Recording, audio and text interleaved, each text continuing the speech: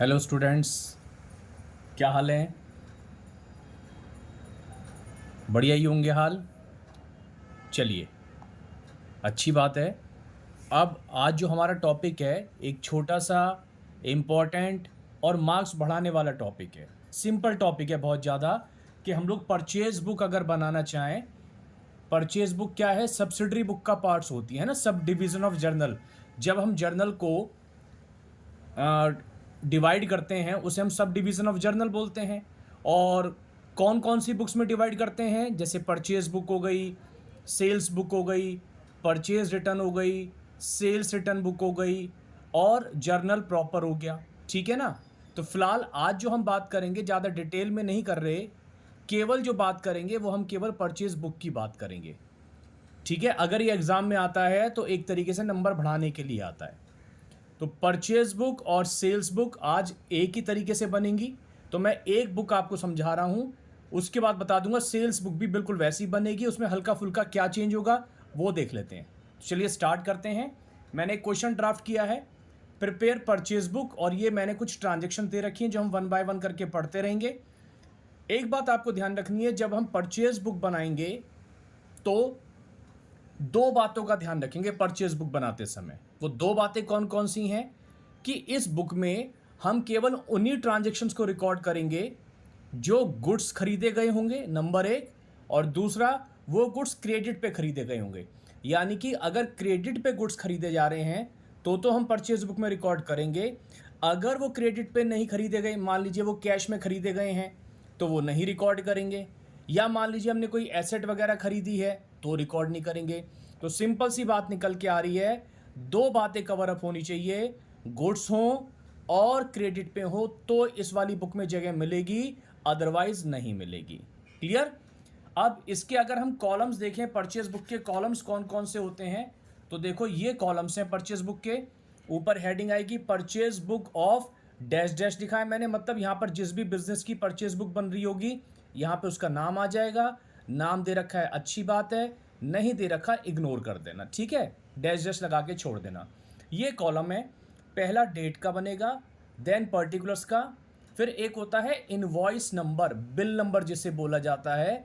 जब भी हम गुड्स खरीद के लाएंगे तो जो बिल मिलेगा हमारे को, यहाँ पर उस बिल का नंबर आ जाएगा। एल एफ आप सबको पता है, इसे हम लेजर फॉलियो बोलते हैं। यहाँ पर लेजर का पेज नंबर डलता है।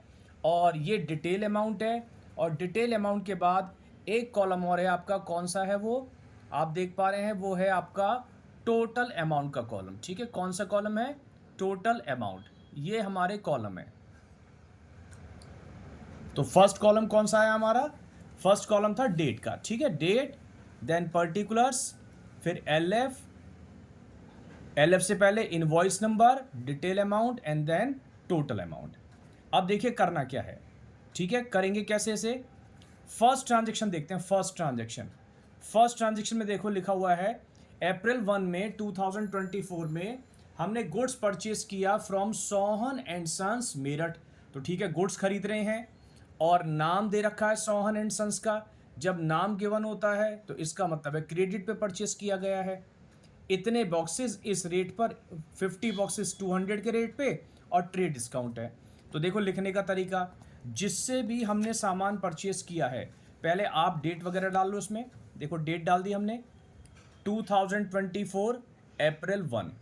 फिर जिससे भी सामान खरीद रहे हैं, किससे खरीद रहे थे? सोहन एंड सन्स से खरीद रहे थे ना, तो सोहन एंड सन्स। और उसके आगे मेरठ भी लिखा हुआ था, सिटी का नेम भी था, तो वो भी लिख दो आप। दे रखा है लिख दो, नहीं दे रखा तो परेशान होने की कोई नीड नहीं है।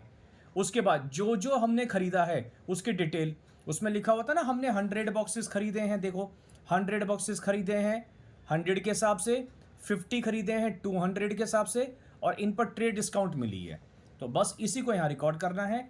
तो देखो 100 boxes at the rate of 100 कितना हो जाएगा? ये हो जाएगा आपका 10,000।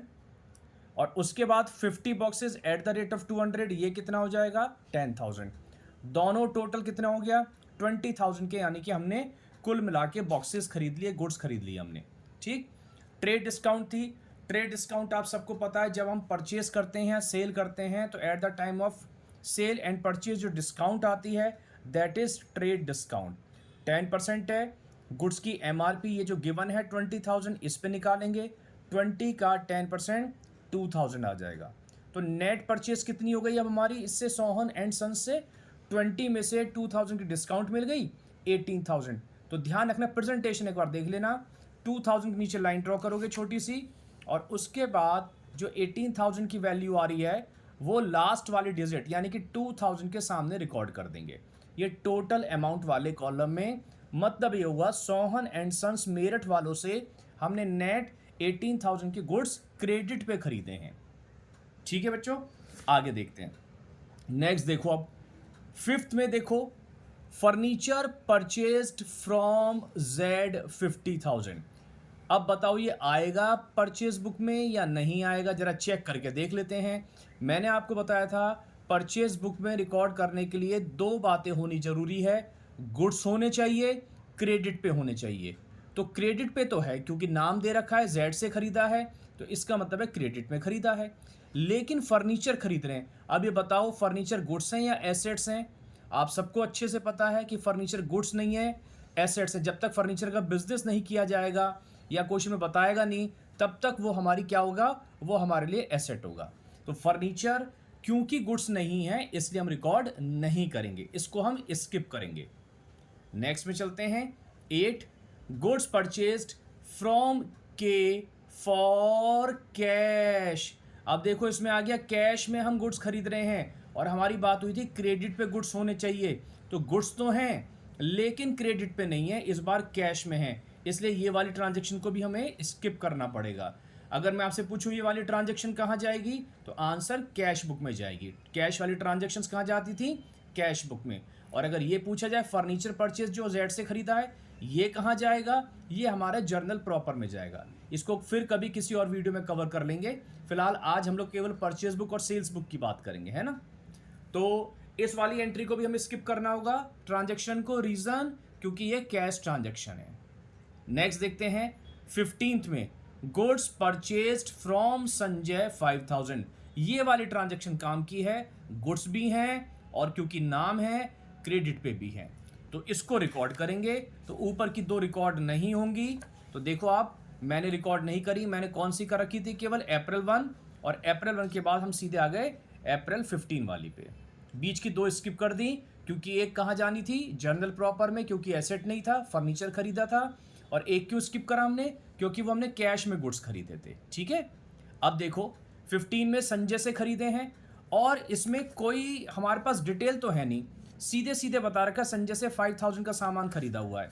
तो आप इसमें क्या करो, यहां पर डिटेल में डैश लगा सकते हो, या आपके पास ऑप्शन है कि आप यहां 5,000 लिख दो, 5,000 के नीचे लाइन ड्रॉ कर दो, और फिर 5,000 टोटल अमाउंट में भी लिख दो, या जब डिटेल नहीं है तो इस पर डैश लगा के सीधा ही अमाउंट यहां पर लिख दो। ठीक है, अब टोटल हमने मंथ में यानी कि अप्रैल के मंथ में कितना सामान खरीद लिया, सोहन से खरीदा था और एक संजय से खरीदा था, इससे 18 का, इससे 5 का, टोटल कितना हो गया 23,000 की हमारी टोटल परचेज हो गई in the month of April. तो लिखने का तरीका देख लो कैसे करेंगे। टोटल जब लगा लेते हैं तो यहाँ पर मंथ की लास्ट डेट अप्रैल की 30, परचेजेस अकाउंट, यहाँ पर परचेजेस अकाउंट कितने से, परचेजेस ऐसे लगा लीजिएगा, परचेजेस अकाउंट डेबिट, परचेज का बैलेंस कौन सा होता है, डेबिट होता है, तो परचेजेस अकाउंट डेबिट, और टोटल कितने से हो गया 23,000 से हमने परचेज कर ली। सिंपल सा इस तरीके से आपको ये फॉर्मेट ड्रॉ करना है और कुछ नहीं। अब एक बात ध्यान रखना, एक दो बातें और सुन लो मेरी ध्यान से। कभी कभार क्वेश्चन में क्या होता है, आपको ना जैसे मैंने बॉक्सेस वगैरह बता दिए, कई बार आपको देखना पड़ता है उसका बिजनेस किस चीज़ का है। मान लीजिए ऊपर लिखा हुआ है कि उसका स्टेशनरी का बिजनेस है, और फिर वो लिख देता है कि उसने कंप्यूटर परचेज कर लिया, तो आप जज कर लेना कि वो कंप्यूटर खरीद रहा है तो वो एसेट है, आराम से जज कर लोगे, कोई दिक्कत वाली बात नहीं है। या मान लीजिए ऊपर उसने कोई बिजनेस नहीं बताया, और जब ट्रांजैक्शंस लिखनी स्टार्ट करी तो उसने बता दिया कि उसने पेन परचेज करे, उसने रजिस्टर परचेज करे, और उसने स्केच पेन वगैरह या इस तरीके से जो स्टेशनरी का सामान है वो चीज़ें उसने परचेज करी हैं, तो आप समझ जाना कि स्टेशनरी का बिजनेस है। या मान लीजिए वो शर्ट्स परचेज कर रहा है, पैंट परचेज कर रहा है, इस तरीके के मतलब गारमेंट्स परचेज कर रहा है, तो उसका गारमेंट्स का बिजनेस होगा। और इसके बीच में अगर कुछ और चीज़ परचेज कर लेता है तो वो उसकी एसेट हो जाएगी। क्लियर है? चलिए, अब एक बात और, लास्ट बात है, इसी में अगर वो आपसे सेल्स बुक पूछ ले कि सेल्स बुक बना के दिखाओ, तो कोई चेंज नहीं है, लगभग इसी तरीके से बनेंगे, यही कंसेप्ट होगा। बस यहाँ पर परचेज बुक की जगह क्या लिख देंगे, सेल्स बुक लिख देंगे। कॉलम बिल्कुल यही वाले बनेंगे, डेट, पर्टिकुलर्स, इनवॉइस नंबर, जब सेल करेंगे तब भी बिल नंबर जाता है, बिल जाता है कहने का मतलब है, LF, detail amount, total amount. लिखने का तरीका बिल्कुल ऐसे ही रहने वाला है। जिसको हम क्रेडिट पे सेल करेंगे इसी तरीके से लिखेंगे, कोई चेंज नहीं आने वाला। लास्ट में अभी आप खुद बता दो, जब लास्ट में टोटल करोगे तो परचेज की जगह क्या लिख दोगे, सेल्स लिख दोगे। डेबिट की जगह क्या लिख दोगे, क्रेडिट लिख दोगे, क्योंकि सेल्स का क्रेडिट बैलेंस होता है, और वो टोटल इस तरीके से। तो मतलब प्रेजेंटेशन में कहीं कोई चेंज नहीं है, हल्का फुल्का सा चेंज किया है, और वो बहुत ही कॉमन सेंस वाली बात है। बुक का नाम सेल्स बुक लिख दोगे, और लास्ट में जहां परचेज अकाउंट डेबिट है वहां पर आप सेल्स अकाउंट क्रेडिट लिख दोगे। तो अब आप चाहो तो आपके पास जो भी रेफरेंस बुक है, आप उसके मैक्सिमम क्वेश्चंस परचेज बुक वाले और सेल्स बुक वाले आराम से कर सकते हो। तो आई होप आपको ये वीडियो समझ में आई होगी। अगली वीडियो में मैं आपके साथ फिर कुछ नया टॉपिक लेके आऊँगा। तब तक के लिए थैंक यू।